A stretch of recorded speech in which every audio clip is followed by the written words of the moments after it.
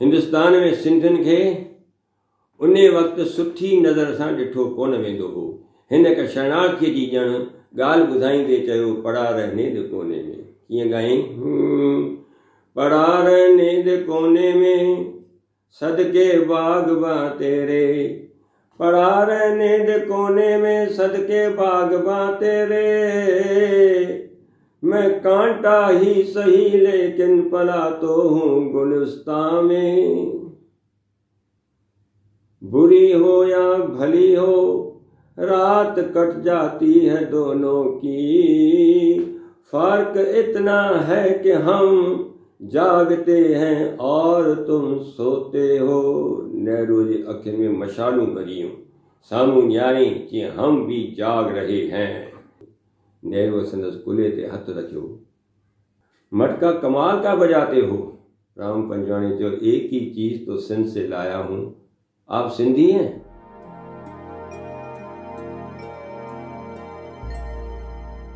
Hi guys, अॼु 20 नवंबर आहे Padmashri professor Ram Panjwani sir जो बर्थडे।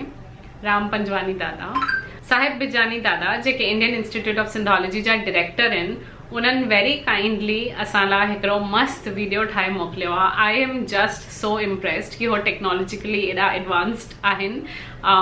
रजनी सावलानी दीदी, साहिब बिजानी दादा ख़ासि इहो वीडियो ठाहियो आहे असां लाइ, त I am very happy and very grateful. Padmashri Ram Panjwani दादा सिंधियुनि जा कल्चरल एम्बेसडर मञींदा वेंदा आहिनि। उन्हनि जेको इंडिया में अची सिंधियुनि लाइ कयो, सिंधी हिंदुनि लाइ कयो, झूलेलाल खे भॻवानु ठाहियूं, उहो माना शब्दनि में नथो बयान थी सघे, अखरनि में नथा चई सघूं असां कि केॾो उन्हनि कमु कयो सिंधियुनि लाइ। ऑल्सो उन्हनि जे बारे में इहा ॾाढी वॾी ॻाल्हि आहे कि उहो जिते बि वेंदा हुआ परफॉर्म करणु, उते जेके बि गोर जमा थींदियूं हुयनि, पैसा जमा थींदा आहिनि, उहो पंहिंजे मटके में उहे उते ई ख़ाली करे जेके संस्थाऊं उन्हनि खे घुराईंदियूं हुयूं, सॾींदड़ संस्थाउनि खे ॾेई करे हली ईंदा हुया। कॾहिं बि पंहिंजे कंहिं बि शो जा पैसा न वठंदा हुया। एंड आई थिंक हिकु ॻाल्हि न, उन्हनि मां असां सभई ॻाल्हियूं था सिखी सघूं। I am a very huge fan of Ram Panjwani दादा एंड ईअं थींदो आहे कि मां छो न मिली सघियमि, बट साहिब बिजानी दादा उन्हनि सां मिलिया हुया। And I am very excited कि तव्हां इहो वीडियो ॾिसो, छाकाणि त ॾाढा सुठा माण्हू, ॾाढा इम्पोर्टेंट माण्हू हुया। एंड आई थिंक असांजी इहा ज़िम्मेदारी आहे कि असां उन्हनि खे हयात रखूं, उन्हनि जे बारे में ॻाल्हाए करे। Thank U. अॼु 20 नवंबर आहे। सिंध जे सफ़ीर प्रोफेसर राम प्रताप राय पंजवाणीअ जे जनम जो ॾींहुं। नवंबर जो महीनो 20 तारीख़ आई आहे। तोखे अॼु राम पंजवाणी जनम ॾींहं जी वाधाई आहे। तो में सिंधड़ी, तो में सिंधियत, तो में सिंधड़ी, तो में सिंधियत, तो में सिंधो संधी धारा, लॻे ईअं थो समूरी सिंध तो में ई समाई आहे। तोखे अॼु राम पंजवाणी जनम ॾींहं जी वाधाई आहे। सिंधियुनि जो शान ऊंचो थिए, सिंधियुनि जो शान ऊंचो थिए, रहे अमर सिंधी ॿोली। इन ये तात में तो पंहिंजी निंड फिटाई आहे। तोखे अॼु राम पंजवाणी जनम ॾींहं जी वाधाई आहे। जॾहिं प्रोफेसर पंजवाणीअ जे जनम जो ॾींहुं थींदो हो त केतिरा ई कवि हुन जी शान में कविताऊं जोड़ींदा हुआ। पढ़ी पंज पोथियूं बणियो पंजवाणी, पढ़ी पंज पोथियूं बणियो पंजवाणी, अदीबनि में अॻिरो ॿुधो हीअ कहाणी। अड़े हो गोपियुनि ऐं ग्वालनि खे घनश्याम प्यारो, पर सिंधियुनि खे त आहे अदो राम प्यारो, अदो राम प्यारो। तव्हां सोचींदा हूंदा त पंजवाणी साहिबु हलियो वियो, वाधायूं मां कंहिंखे थो ॾियां। ग़लति आहियो तव्हां, ऐं मां वाधायूं छो न ॾियां, छाकाणि त प्रोफेसर राम प्रताप राय पंजवाणी वियो आहे, विछड़ियो आहे, पर अञा असां खां विसरियो नाहे ऐं विसरी सघंदो बि कोन, छाकाणि त हू असांजी दिलनि में जाइ जोड़े वेठो आहे। हिकु दफ़े घनश्याम खे गोपियुनि चयो मथुरा न वञ, हिकु दफ़े घनश्याम खे गोपियुनि चयो मथुरा न वञ, तो सवाइ तो मन असांजो विगड़े असांजी मिंथ वञ। घनश्याम चयो मथुरा हलियो वेंदुसि ज़रूरु, उत वञी कुबुड़ीअ खे दर्शन ॾींदुसि ज़रूरु। गोपिन चयोई श्याम, गोपिन चयोई श्याम वञी थो त वञ मगर इंसाफ़ तुंहिंजा सां वञूं दिलि मां हलियो वञी अगरि। अड़े इंसाफ़ तुंहिंजा सां वञूं दिलि मां हलियो वञी अगरि। पंजवाणी साहिबु असांजी दिलनि में, असांजे अंदरि दिलनि जे गहराइनि में बिल्कुलु दाइमी जाइ जोड़े वेठो आहे। छो? विरांगो थियो। सिंध जा हिंदू बिना कंहिं ॾोह जे, छाकाणि त उहे हिंदू हुआ, सिंध मां लोधजी, हकालजी, धिकजी, जलावतन थी हिंदुस्तान जे कुंड कुर्छ में फैलिजी विया, अटे लटे ऐं अझे जे तलाश में। निरास, नाउमीद, पाण मां विश्वास विञाए वेठल उहे सिंधी हिंदू दिलि शिकस्ता थी विया, पाण मां त विश्वास विञाए वेठा, पर हक़ीक़त इहा आहे ईश्वर मां बि विश्वास विञाए वेठा। उन वक़्तु उहो प्रोफेसर राम प्रताप राय पंजवाणी हो, जंहिं कश्मीर खां वठी कन्याकुमारीअ ताईं, कच्छ खां वठी कलकते ताईं, जिते जिते हिंदुस्तान में सिंधी बस्तियूं हुयूं उते वियो, अकेलो न, पाण सां गॾु पंहिंजो घड़ो, पंहिंजो मटको खणी वियो। वञी उन्हनि सिंधियुनि खे ॾढ ॾिनाई, आथत ॾिनाई, पंहिंजे राग सां उन्हनि खे सम्झाई, उन्हनि जी प्यास बुझाई ऐं कंहिं चयई त अवां सिंध छॾे आया आहियो, पंहिंजी माल मिल्कियत सभु छॾे आया आहियो, महल माड़ियूं छॾे आया आहियो, ॿनियूं ऐं खेत छॾे आया आहियो, पर जेकी कुझु अवां छॾे आया आहियो उन खां घणो घणो वधीक अवीं पाण सां खणी आया आहियो। अवीं खणी आया आहियो पंहिंजी ॿोली, अवीं खणी आया आहियो पंहिंजी संस्कृति, अवीं खणी आया आहियो पंहिंजा ॾिण, पंहिंजूं रीतियूं रस्मूं रवाज, पंहिंजो साहित्य, पंहिंजो लोक साहित्य, पंहिंजा लोक गीत। छा आहे जेको तव्हां वटि नाहे? तव्हां वटि सभु कुझु आहे। तव्हां पुरुषार्थी आहियो, महिनत कयो, जेकी विञाए वेठा आहियो उहो तव्हांखे वरी मिलंदो। अवीं शाह सचल ऐं सामीअ जा वारिस आहियो। शाह तो चवे ततीअ थधीअ काय, ततीअ थधीअ काय कान्हे वेल वेहण जी, मतां थियूं धाह, अड़े मतां थियूं धाह, पेर न लही पिरीअ जो। ही दुख दर्द वेंदा, कष्ट कशाला कटबा वेंदा, हिकु कुथी हिकु कुथी, कष्ट कशाला कटबा वेंदा, हिकु कुथी हिकु कुथी, दर्द ख़ुशियुनि में मटबा वेंदा, हिकु कुथी हिकु कुथी। तंहिं करे मुस्कुराए, ज़िंदगीअ जी या तक़ाज़ा मुस्कुराए, मुर्की मुर्की लुड़क वफ़ा अखड़ियुनि में पीजे वेंदे, राहुनि जे घटि घेड़नि खां तूं वाक़ुफ़ थीजे वेंदे, त पोइ पत्थर पाण ई हटबा वेंदा, पत्थर पाण ई हटबा वेंदा, हिकु कुथी हिकु कुथी, कष्ट कशाला कटबा वेंदा, हिकु कुथी हिकु कुथी। ऐं प्रोफेसर राम पंजवाणी हो जंहिं सिंधियुनि में उत्साह ऐं उमंग फूकियो।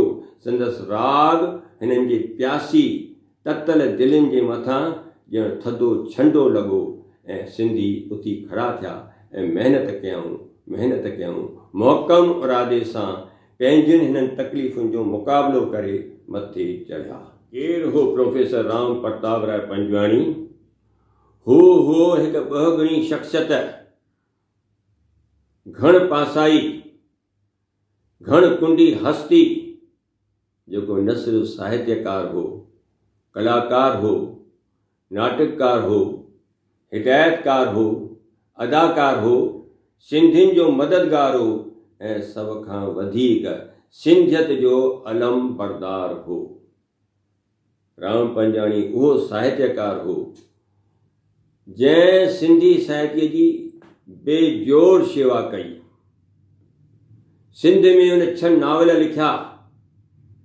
पहिरियों कैदी, ॿियों लतीफ़ा, टियों चांदीअ जो चिमको, चौथों असांजो घर। 2 नावल हुन उल्था कया हुआ, पद्मा ऐं शर्मिला। 2 नाटक बि लिखिया हुअईं, पखे में पद्मणी ऐं मूमल राणो। भारत में लॾे आयासीं ऐं प्रोफेसर राम पंजवाणी वरी कैंप जे ज़िंदगीअ ते हिकिड़ो नाविल लिखियो, ज़िंदगी या मौत।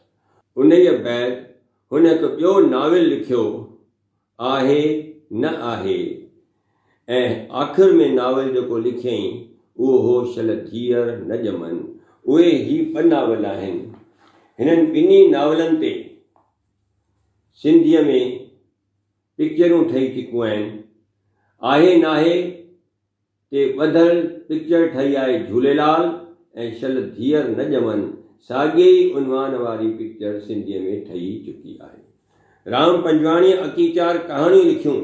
हिन जे कहाणियुनि जा मजमूआ आहिनि, अजीब आखाणियूं, अनोखा आज़मूदा, विचित्र वाक़िया, तुंहिंजा मुंहिंजा तजुर्बा ऐं राम पंजवाणीअ जूं मुख्य कहाणियूं।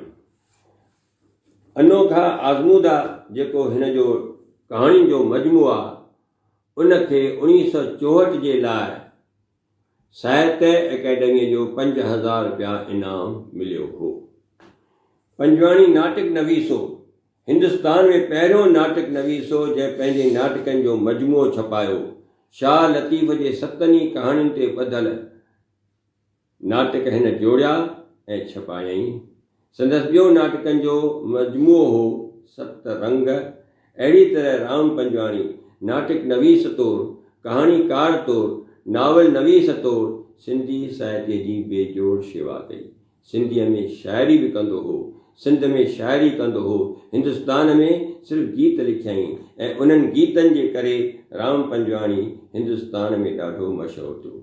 पर सभ खां वधीक बेजोड़ शेवा जेका प्रोफेसर राम प्रताप राय पंजवाणीअ कई, उहा हिन इहा कई जो सिंध जे सूफ़ियुनि शाइरनि जो कलाम गॾु करे सहेड़े तरतीबवार हिन किताबी सूरत में छपायो।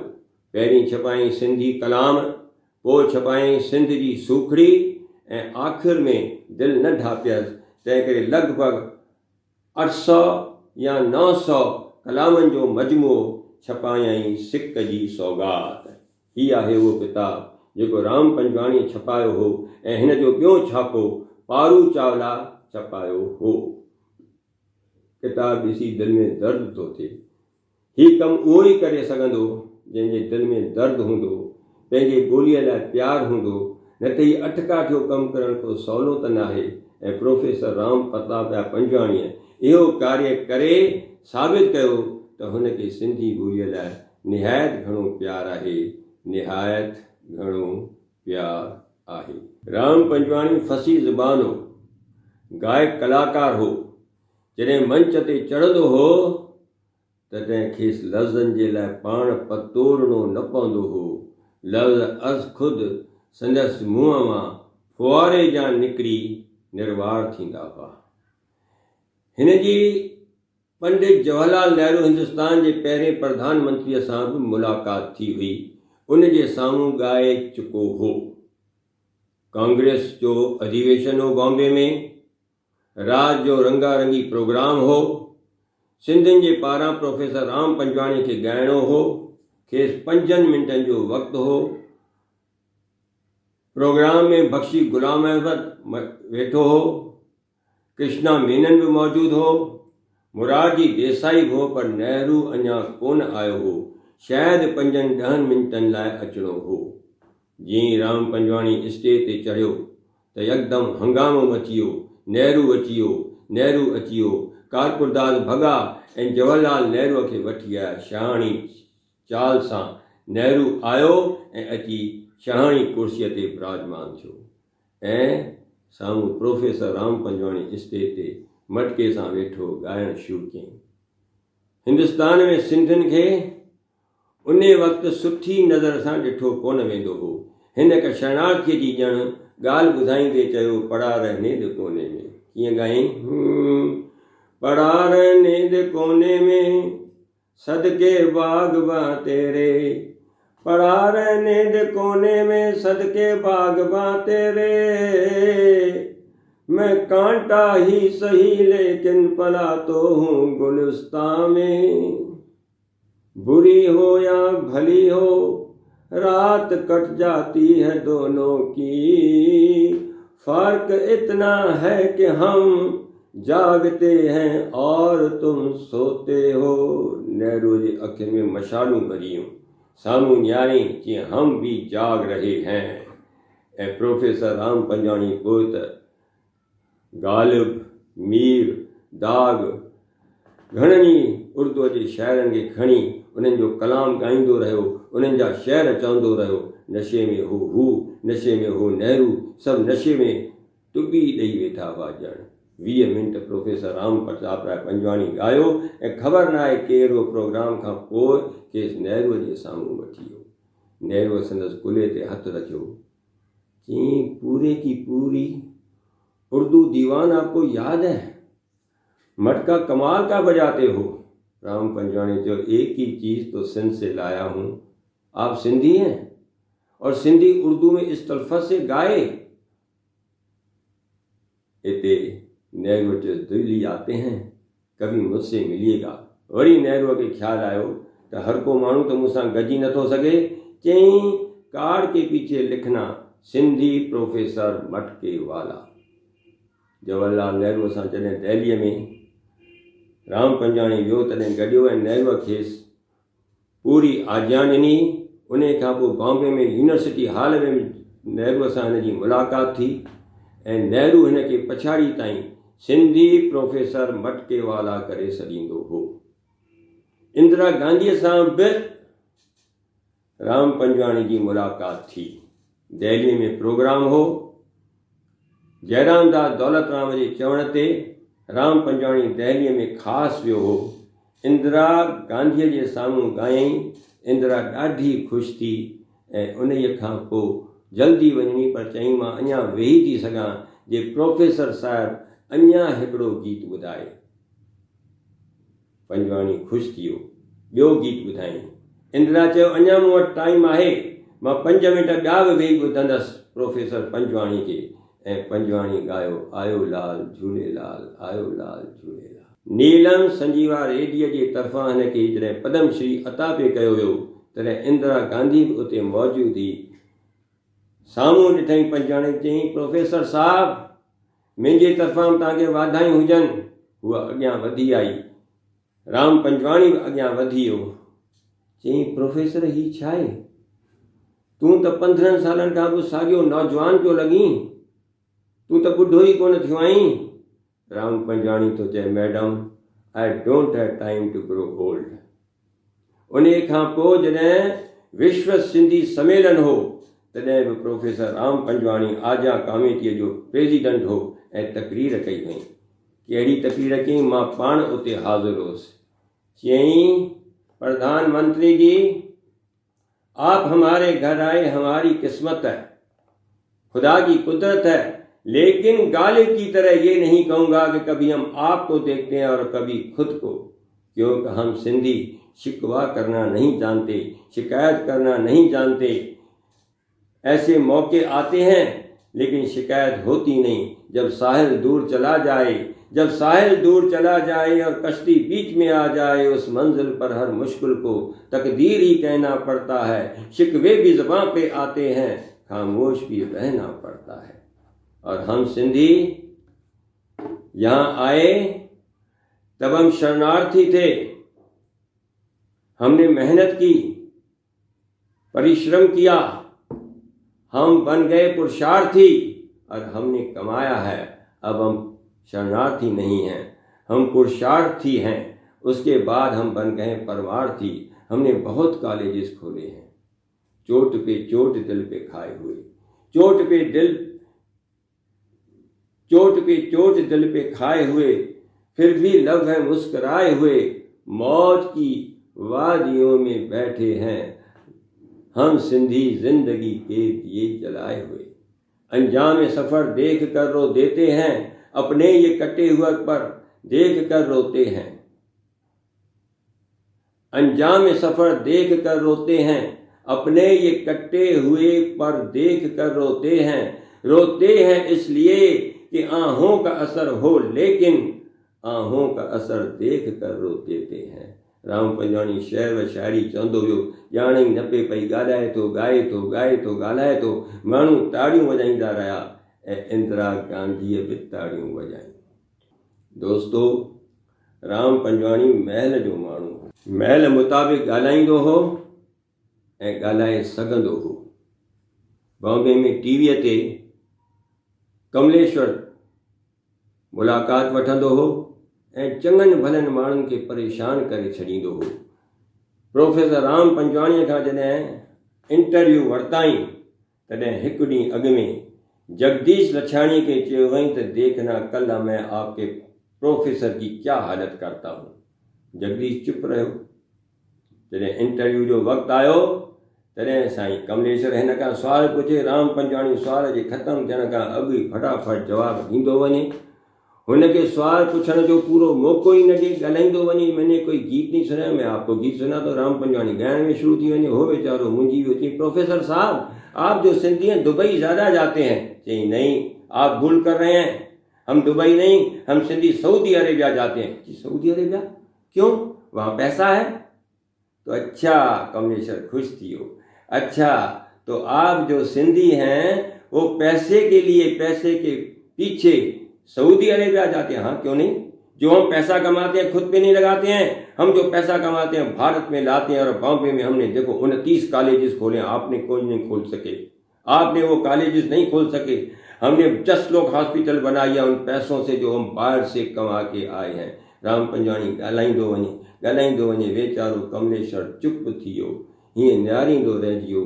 फिकी मुस्कुराहट सां चई, प्रोफेसर साहब, मैं तो आपसे जीत नहीं सकता। राम पंजवाणी खड़ी छदेस न। जी मैं भी तो ये कहता हूँ ना, आप मुझसे जीत नहीं सकते। मैं प्रोफेसर हूँ, जब बोलता हूँ तब कभी बंद नहीं करता हूँ, तब बंद करता हूँ जब घंटी बजती है। अहिड़ो असांजो राम पंजवाणी। बॉम्बे में कंहिं साउथ इंडिया जे संत जो जनम ॾींहुं हो या वरसी हुई, पर सुंदरबाई हाल में प्रोग्राम हो। मंझंदि जो वक़्तु हुजे, सॼो ॾींहुं तकरीरूं ॿुधी माण्हू तंग थिया हुआ। गर्मीअ जो वक़्तु, एसी जो ज़मानो हुओ कोन। माण्हुनि जे पुठीअ में आराइं जी ट्रक पे थी, अखियुनि में निंड पे फिरनि ऐं साॻे वक़्तु पघ रेला करे पे ॻड़नि। ऐं ही हमरा जेके वेठा हुआ, बिल्कुलु वेठा त हुआ, अखियुनि में निंड आहिली रहिया हुआ। सिंधियुनि जे तरफ़ां प्रोफेसर राम पंजवाणीअ खे मौक़ो मिलियो ॻाल्हाइण जो, ऐं राम पंजवाणी स्टेज ते चढ़ियो। अच्छी पोशाक में मलबूस, पेरनि में अच्छी मोजरी। जॾहिं स्टेज ते वियो त फाइ रोशनी फैलिजी वई ऐं राम पंजवाणी जॾहिं ॻाल्हाइणु शुरू कयो, उन संत जे गुणनि, उन जे कार्य ते रोशनी विझंदो वियो ऐं हिक ॿिए पुठियां हिंदी ऐं उर्दूअ जी शाइरी चवंदो वियो, हिंदीअ जा दोहा चवंदो वियो। माण्हुनि जे पुठीअ मां आराइं जी ट्रक गुम थी वई। माण्हुनि जो जेको पघर हो अलाए कीअं सुकी वियो। नेणनि मां निंड पखीअ वारा पर करे उॾामी चुकनि ऐं बिल्कुलु सएं कंडे थी प्रोफेसर राम प्रताप राय पंजवाणीअ खे ॿुधंदा रहिया, ताड़ियूं वॼाईंदा रहिया, खेसि दाद ॾींदा रहिया। ऐं पंजवाणी 20-25 मिंट ॻाल्हाइण खां पोइ स्टेज तां हेठि लथो। माण्हुनि खे ईअं लॻो असां कुझु विञाए छॾियो आहे। उथी बीठा, ताड़ियूं वॼायूं। प्रोग्राम खां पोइ पंजवाणी खे घेरे विया। तॾहिं हौम टड़ी, तॾहिं तो अर्जन सिकायल पुछे राम पंजवाणीअ खां, दादा तव्हां साउथ इंडिया जे संत जे साहित्य ऐं कमनि जो एतिरो अभ्यास कयो आहे? चई अर्जन, सच करे पुछी, मूंखे कुझु ख़बर ई कोन्हे।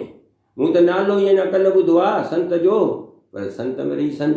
जहिड़ा सिंध जा संत तहिड़ा साउथ इंडिया जा संत। मां त सिंध जे संतनि खे नज़र में रखी करे ॻाल्हाए रहियो हुउसि। अहिड़ो हो मुंहिंजो प्रोफेसर राम प्रताप राय पंजवाणी। राम पंजवाणी गायक हो। सवला सिधा सादा गीत तमामु सवले ताल में, ख़ासि करे घणो करे कैरुआ ताल में ॻाईंदो हो। संदसि गायकीअ जी वॾे में वॾी खूबी इहा हुई जो संदसि गीतनि में, ॻातल गीतनि में हिकु हिकु लफ़्ज़ ॿिए खां जुदा हूंदो हो। माण्हू हिन जे पुठियां चढ़िया हुआ, माण्हू हिन जे पुठियां मस्तु हुआ। ऐं हक़ीक़त इहा आहे जो हिन जो गीत ईअं पियो महसूसु थींदो भाए सहरा में हुननि जे लाइ थधे जल जो को मटको आहे। राम पंजवाणीअ जा 2 गीत निहायत मशहूरु आहिनि, ॿुधंदा।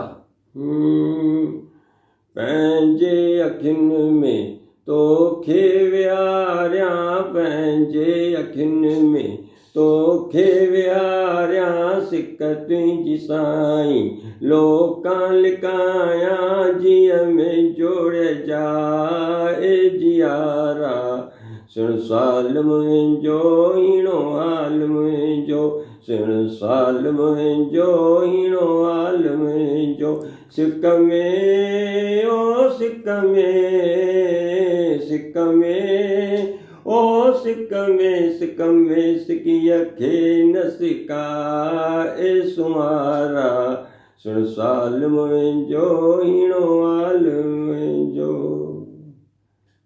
इहो शुरूआती गीत आहे जेको प्रोफेसर राम पंजवाणी पाण लिखियो हो ऐं ॻातो हुअईं। संदसि हिकिड़ो ॿियो गीत बि निहायत मशहूरु थियो।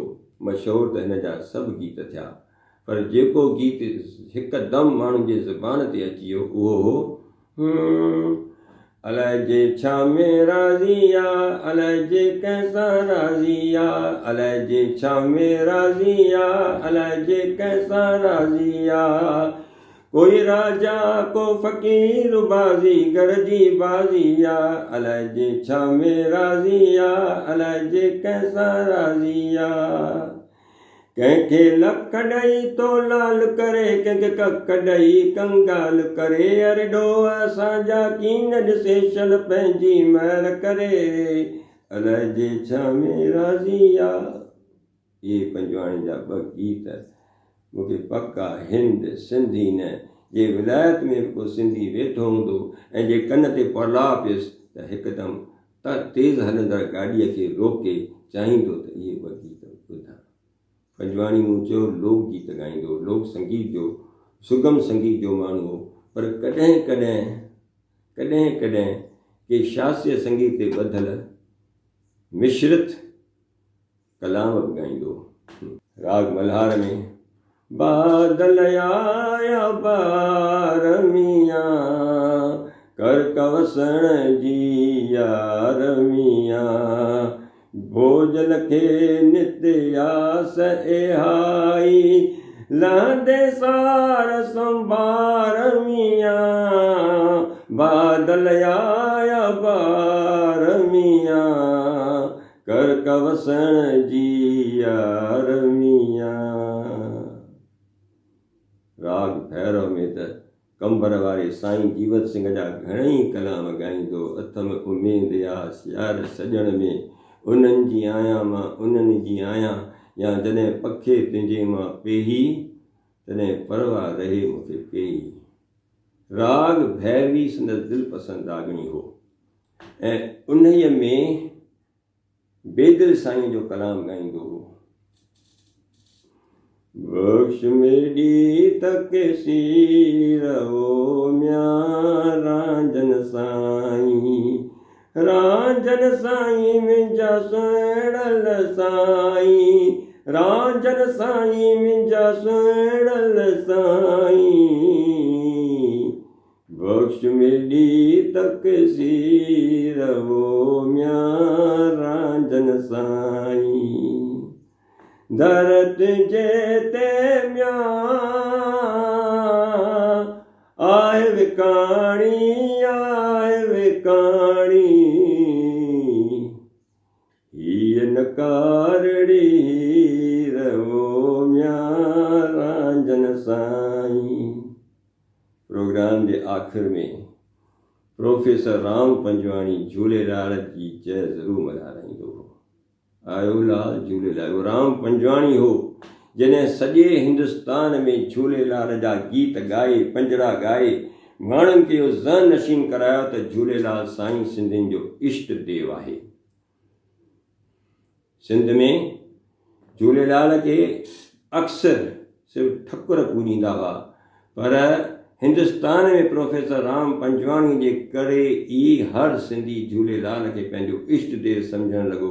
हक़ीक़त में प्रोफेसर राम पंजवाणीअ जे करे ई झूलेलाल सिंधियुनि जी हिकु सुञाणप बणिजी पियो।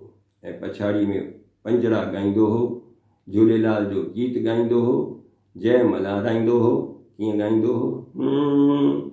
साहिब तुंहिंजी साहिबी अजब ॾिठीसूं, साहिब तुंहिंजी साहिबी अजब ॾिठीसूं, पन ॿोड़ी पातार में पण तारी तूं, जे घर अची मूं त मेरिया ईमान ला,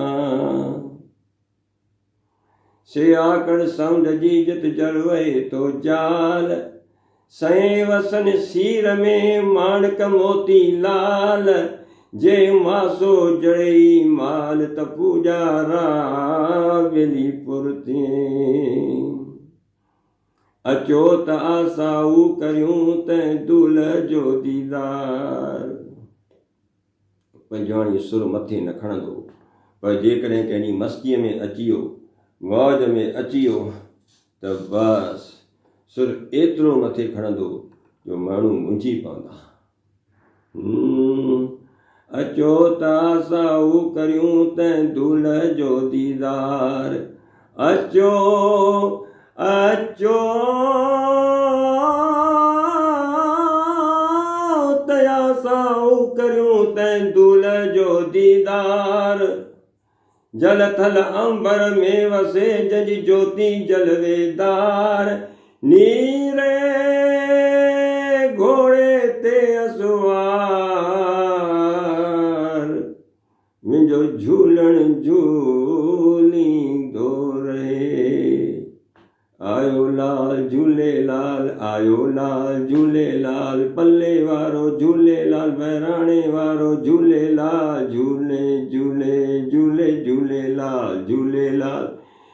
इहो गीत पहिरियों झूलेलाल ते गीत हो, जेको घटि में घटि 65 साल पहिरीं प्रोफेसर राम पंजवाणीअ लिखियो हो।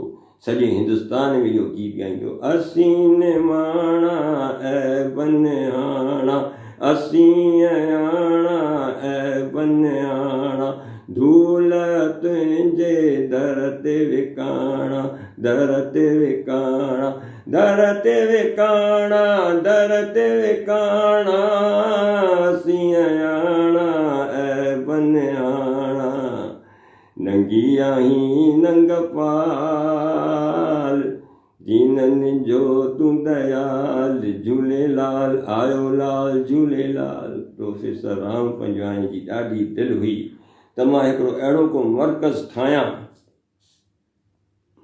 जंहिंमें सिंधी संस्कृति सलामत रहे, अड़े मुंहिंजी माउ जी ॿोली सिंधी ॿोली सलामत रहे, मुंहिंजा सिंधी नाटक सलामत रहनि, मुंहिंजो सिंधी साहित्य अमर रहे। ऐं उन जी ख़्याल खां हिन बॉम्बे में सीता सिंधु भवन जारी कयो। उन में लाइब्रेरी हुई नंढी, उन में संगीत प्रोग्राम थींदा हुआ, नाटकनि जे लाइ रिहर्सलूं थींदियूं हुयूं। जेसि ताईं जीअर हो इहे सभु कार्य थींदा, पर उन खां पोइ उहा जोत उझामी न वई।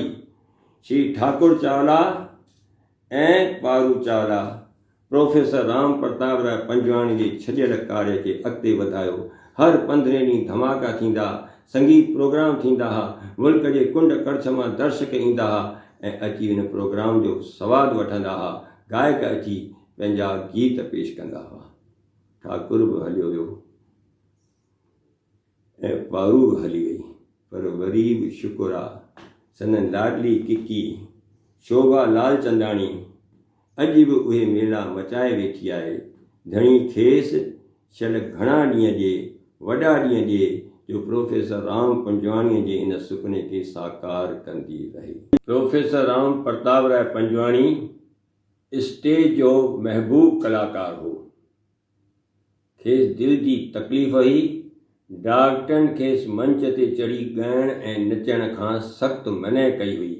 हिन जो भाउ, हिन जी श्रीमती अक्सर साणस गॾु हूंदा हुआ, पर हीउ स्टेज ते नचंदो ॻाईंदो हो, हुननि जी ॿुधंदो न हो।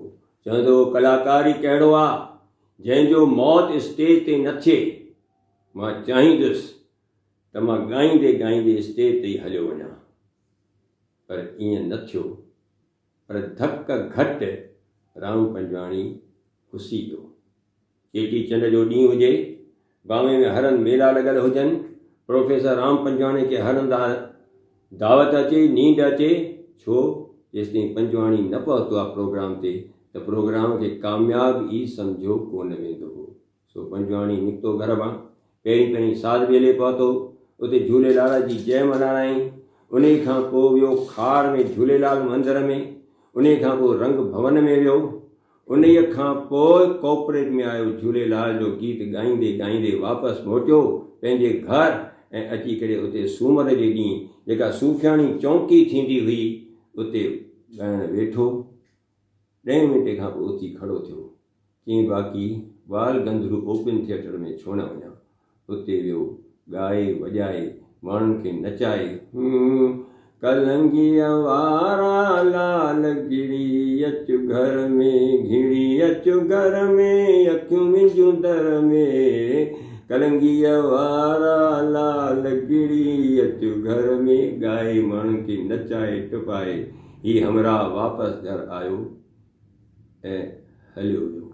मरणा अॻे जे मुआ, मरणा अॻे जे मुआ से मरी थियन मात, हूंदा से हयात जीअणा अॻे जे जिया, हूंदा से हयात जीअणा अॻे जे जिया।